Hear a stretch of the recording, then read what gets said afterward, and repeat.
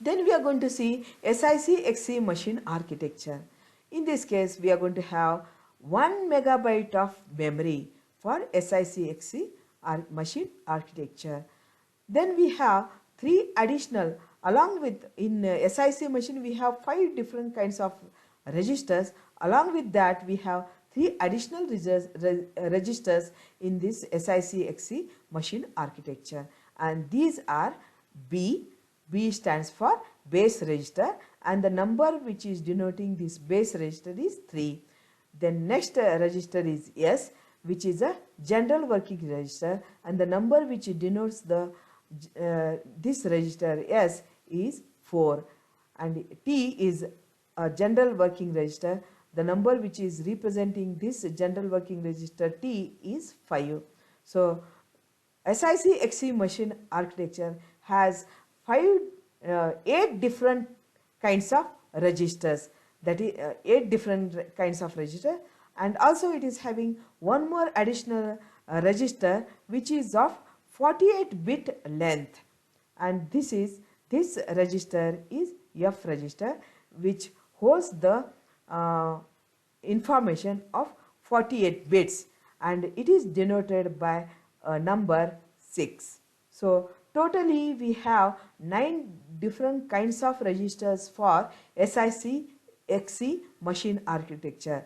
The first one is accumulator, second one is the index register, third one is the program counter, next one is the linkage register, and next one is the status word register. Then we have additional registers like base register B, then S and T general working registers, and F is the floating point accumulator register.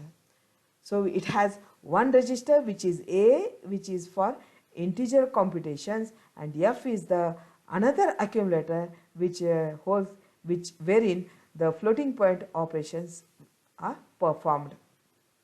All the registers except this F register, all the other registers are 24-bit in length, and F register is 48-bit length. Now for this SIC-XC machine architecture, the data format we are going to see.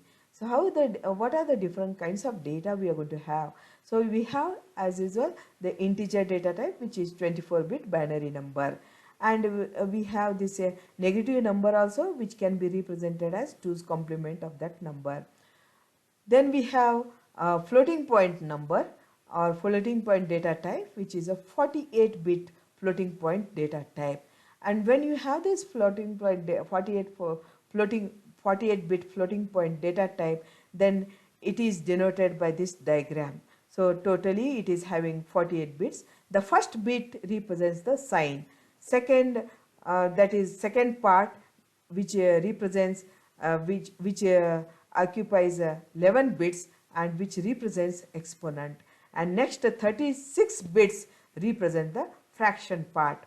So the exponent ranges between 0 to 2047, and the maximum number you can have for this architecture is F into, that is the fraction part, into 2 raised to e raised to minus 1024. So such a large number you can store in the register. Okay. So this S bit, what it indicates is, if it is having 1, then that indicates it is a negative number. If it is having 0, then that indicates it's a positive number, positive floating point number. And other integer number representation is same as that of your SIC architecture. Only the floating point data type, which is represented using 48-bit floating point data type, and it has 3 portions. The first one is bit, second portion is exponent, and third portion is fraction. Now these instruction formats we are going to see in different kinds of instruction format we are going to have.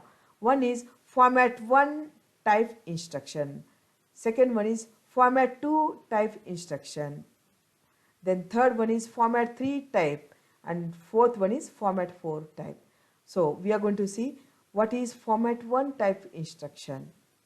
So format 1 type instruction which has only it occupies only 1 byte. It occupies only 1 byte. So what is the example for this format 1 instruction is R sub. R sub, what it does is it is just returns to the location which is stored in the linkage register. Such an instruction occupies only 1 byte. So that is called format 1 type instruction. Second, format 2 type instruction which occupies 2 bytes. So first portion is 8 bits for opcode and second field is 4 bits for the first register and 4 bits for second register. So totally format 2 instruction occupies 2 bytes. Out of that, 1 byte occupies the opcode part and another byte occupies 2 registers. Like suppose if you say one register is accumulator, then accumulator is represented as 0, then it is going to represent as in this location R1 it is going to have 0 0 0 0. Then if it is having the linkage register, then 0 0 0 1. Like that it is going to represent in these locations. The binary bit pattern for that register it is going to represent in this instruction. Then we have format 3 instruction. It is a 3 byte instruction. So 3 byte instruction, the first part is opcode, which is 8 bit opcode. Previous case format 2 instruction was having 8 bit opcode, whereas in format 3 instruction it is 6 bit opcode. Then we have another 6 bits which specify another 6 bits which specify the addressing modes. So you can remember that NIXBPE. With this name you can remember.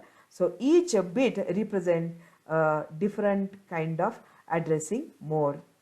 Okay. So we are going to see how when this particular bit is set in this format 3 instruction, that denotes that is the particular addressing mode we are going to have for that instruction.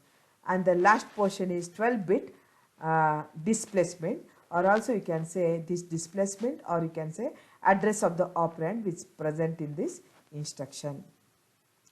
Now when you say format 3 instruction which has the first part as opcode which occupies 6 bits, okay, operation code which occupies 6 bits.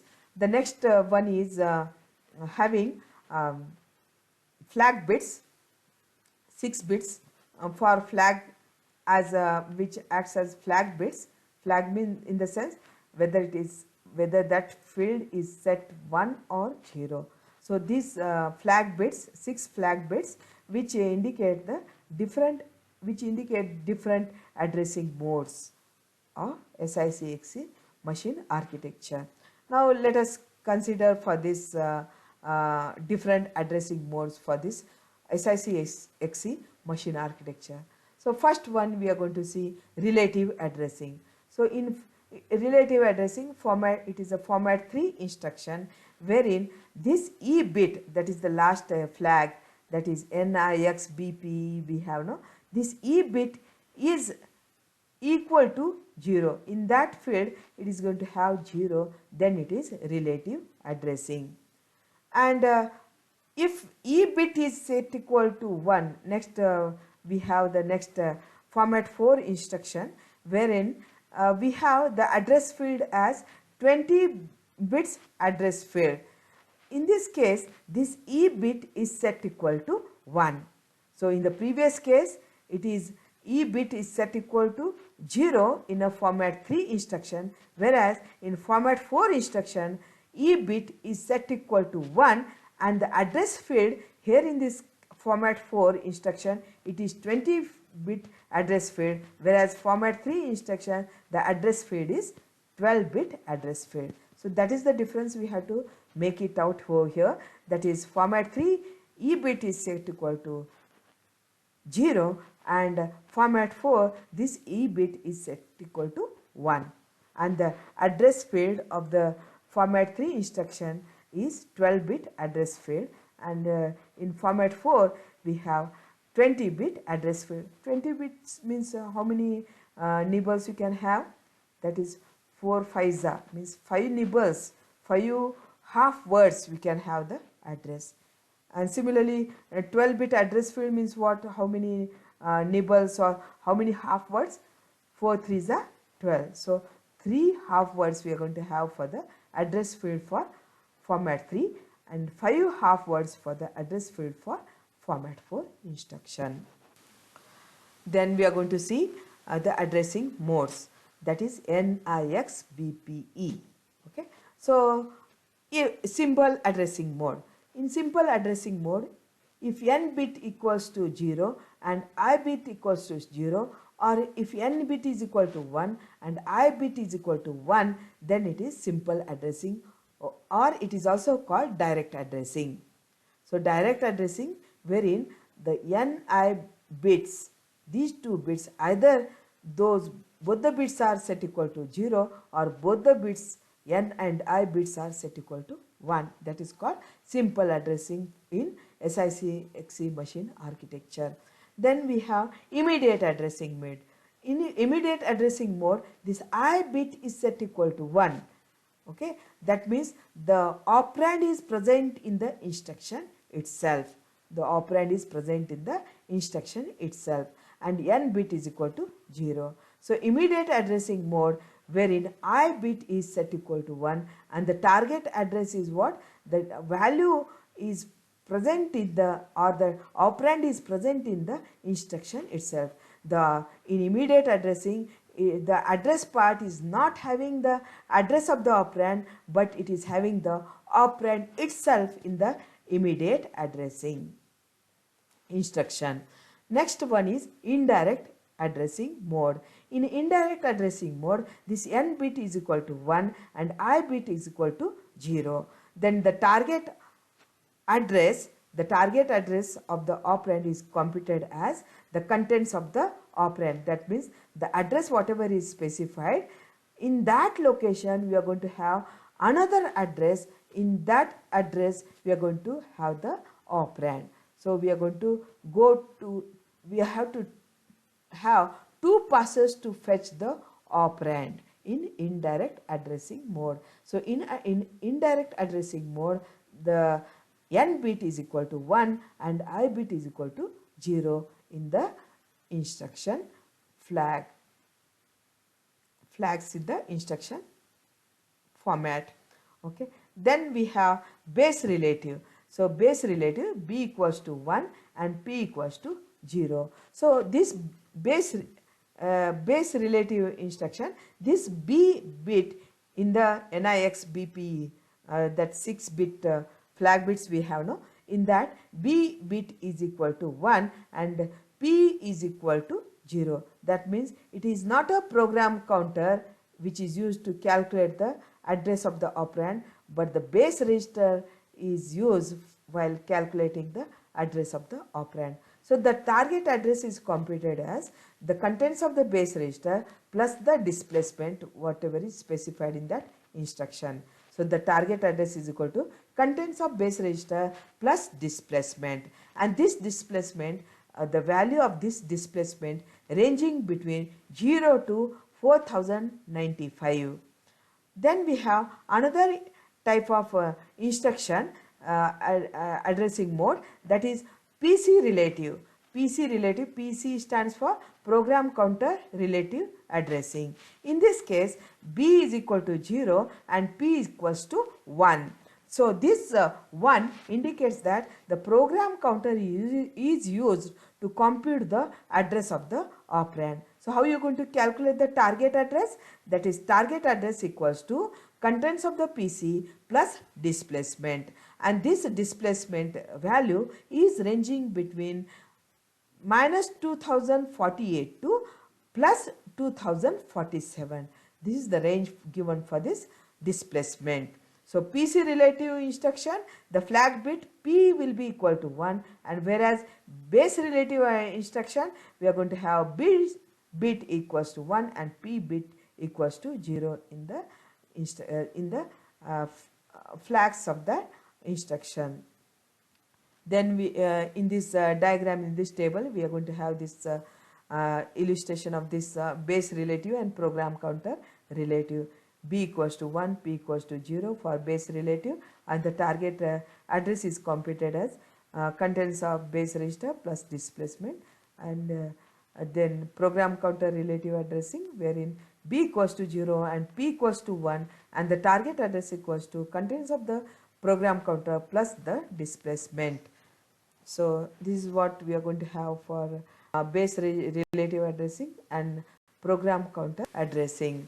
Then we have direct addressing, wherein we are going to have B equals to 0 and P equals to 0, and that is called base addressing, direct addressing mode, and the target address is equal to whatever is specified in the instruction, the displacement, that itself is the address of the operand.